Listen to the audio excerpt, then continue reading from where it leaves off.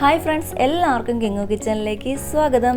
ഇന്നത്തെ നമ്മുടെ recipe chicken പാസ്തയാണ്. വളരെ ടേസ്റ്റി ആയിട്ടുള്ള റെസിപ്പിയാണ്, അതുപോലെ തയ്യാറാക്കാനും വളരെ ഈസിയാണ്. അപ്പോൾ നമുക്ക് വീട്ടിലോട്ട് കടന്നാലോ.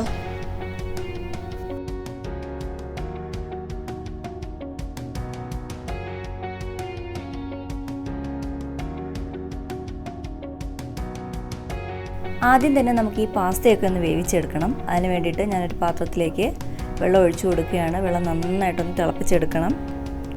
ഇനി ഈ വെള്ളത്തിലേക്ക് ഞാൻ 1 സ്പൂണോളം ഓയിൽ ചേർത്ത് കൊടുക്കുന്നുണ്ട്. ഏതെങ്കിലും റിഫൈൻഡ് ഓയിൽ എടുത്താൽ മതിയാകും.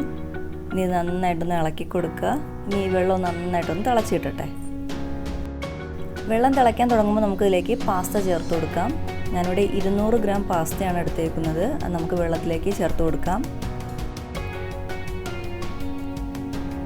ഇനി ഇത് നന്നായിട്ടൊന്ന് ഇളക്കി കൊടുക്കാം. ഇനി ഈ വെള്ളമൊക്കെ നന്നായിട്ടൊന്ന് തിളച്ച് പാസ്തയൊക്കെ ഏകദേശം ഒന്ന് വെന്ത് തുടങ്ങട്ടെ.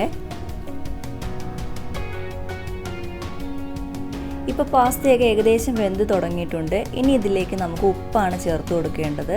ഞാനിവിടെ 1/2 സ്പൂണോളം ഉപ്പ് ചേർത്ത് കൊടുക്കുന്നുണ്ട്. കാരണം ആദ്യം തന്നെ ഇട്ടാൽ നമ്മുടെ പാസ്ത ഹാർഡായിപ്പോവും. അതുകൊണ്ടാണ് ഈ ഒരു ടൈമിൽ ചേർത്ത് കൊടുക്കുന്നത്. ഇനി ഈ പാസ്തയൊക്കെ നന്നായിട്ടൊന്ന് വെന്ത് കിട്ടട്ടെ. ആ സമയം കൊണ്ട് നമുക്ക് ചിക്കനൊക്കെ ഒന്ന് മാരിനേറ്റ് ചെയ്ത് വയ്ക്കാം. അപ്പോൾ ഞാനിവിടെ 100 ഗ്രാം ചിക്കനാണ് എടുത്തേക്കുന്നത്. ചെറിയ പീസായിട്ട് കട്ട് ചെയ്ത് വെച്ചേക്കുകയാണ്. ഇതിലേക്ക് 1/2 സ്പൂണോളം വിനാഗിരി ചേർത്ത് കൊടുക്കുന്നുണ്ട്. അതുപോലെ ആവശ്യത്തിനുള്ള ഉപ്പും കൂടി ചേർത്ത് കൊടുക്കുന്നുണ്ട്. ഇനി ഇത് നന്നായിട്ടൊന്ന് മിക്സ് ചെയ്തെടുക്കുക. വിനാഗിരിക്ക് പകരം നാരങ്ങനീര് ചേർത്ത് കൊടുത്താലും മതി. ഇനി ഈ ചിക്കൻ നമുക്ക് 10 മിനിറ്റെങ്കിലും റെസ്റ്റ് ചെയ്യാൻ വയ്ക്കാം. അപ്പോഴേക്കും നമ്മുടെ പാസ്തയൊക്കെ ഇവിടെ റെഡിയായി കിട്ടിയിട്ടുണ്ട്. ഇനി ഇത് നമുക്ക് വെള്ളമൊക്കെ ഊറ്റി ഒന്ന് എടുക്കാം. അതിനുശേഷം നമുക്ക് മസാല തയ്യാറാക്കുന്നത് എങ്ങനെയെന്ന് നോക്കാം.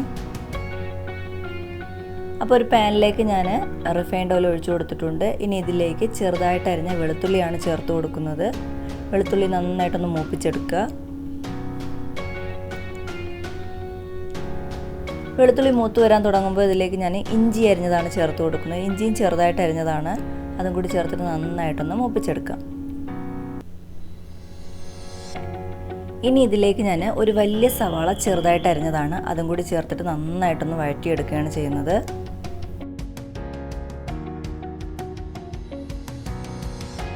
ഞാനിതിലേക്ക് കുറച്ച് ഉപ്പും കൂടി ചേർത്ത് കൊടുക്കുന്നുണ്ട്. ഉപ്പും കൂടി ചേർക്കുമ്പോൾ പെട്ടെന്നൊന്ന് വഴണ്ട് കിട്ടുമല്ലോ, അതിന് വേണ്ടിയിട്ടാണ്. നന്നായിട്ടൊന്ന് ഇളക്കി കൊടുക്കാം.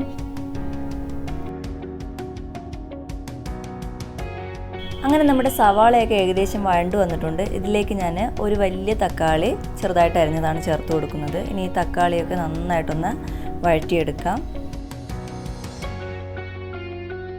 അപ്പോൾ ഈ തക്കാളി നന്നായിട്ടൊന്ന് വെന്ത് കിട്ടണം കേട്ടോ. അതുവരെ നമുക്കൊന്ന് വഴറ്റിയെടുക്കാം. അപ്പോൾ ഇനി ഇത് നമുക്ക് അടച്ചു വെച്ചൊന്ന് കുക്ക് ചെയ്യാം. തക്കാളിയൊക്കെ നല്ലതുപോലെ വെന്ത് കിട്ടണ്ടേ. അപ്പോൾ ഇതൊന്ന് അടച്ചു വെച്ച് കുക്ക് ചെയ്യാം.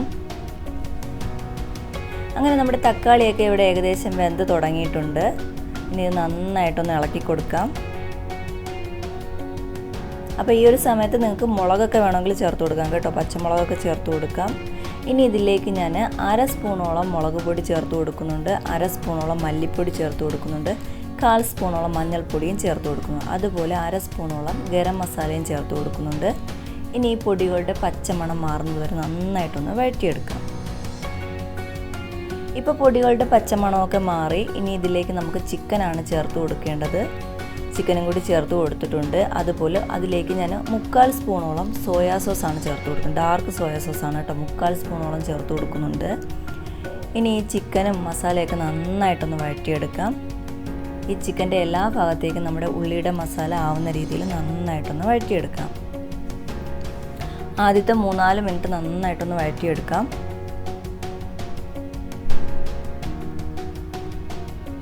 അങ്ങനെ നമ്മുടെ ചിക്കൻ്റെ മസാലയൊക്കെ നന്നായിട്ട് വഴണ്ട് വന്നിട്ടുണ്ട്. ഇനി ഇത് അടച്ചു വയ്ക്കാം. അടച്ചു വെച്ചിട്ട് 15 മിനിറ്റെങ്കിലും നമുക്കൊന്ന് കുക്ക് ചെയ്തെടുക്കാം.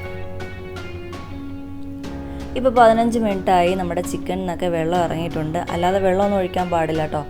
നന്നായിട്ടൊന്ന് ഇളക്കി കൊടുക്കാം. ഈ ചിക്കനിൽ നിന്ന് ഇറങ്ങുന്ന വെള്ളം തന്നെ മതിയാകും.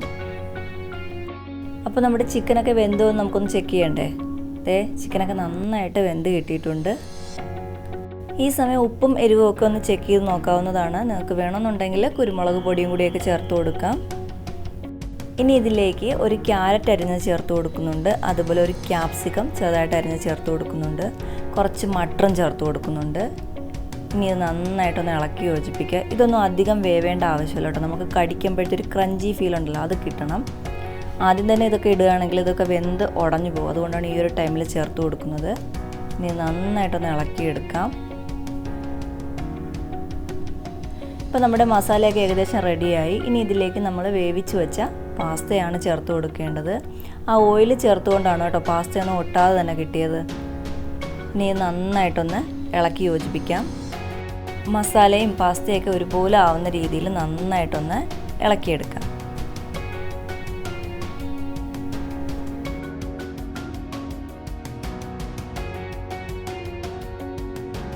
അപ്പോൾ നമ്മുടെ മിക്സൊക്കെ ഇവിടെ റെഡിയായി കിട്ടിയിട്ടുണ്ട്. ഇനി ഇത് നമുക്കൊരു 5 മിനിറ്റെങ്കിലും ഒന്ന് ആവി കയറ്റിയെടുക്കണം. ഒന്ന് അടച്ചു വയ്ക്കാം. 5 മിനിറ്റ് വരെ ഒന്ന് അടച്ചു വയ്ക്കാം. ഇപ്പോൾ 5 മിനിറ്റ് ആയിട്ടുണ്ട്. നമുക്കൊന്ന് തുറന്ന് നോക്കാം. നമ്മുടെ ചിക്കൻ പാസ്തയൊക്കെ ഇവിടെ ഏകദേശം റെഡിയായി. അപ്പോൾ ഇതിലേക്ക് ഞാൻ കുറച്ച് മല്ലിയിലയും കൂടി ചേർത്ത് കൊടുക്കുന്നുണ്ട് കേട്ടോ. മല്ലിയിലയും കൂടി ഇടുമ്പോഴേ നല്ലൊരു ടേസ്റ്റൊക്കെ കിട്ടുന്നത്. ഇനി നന്നായിട്ടൊന്ന് ഇളക്കി കൊടുക്കാം.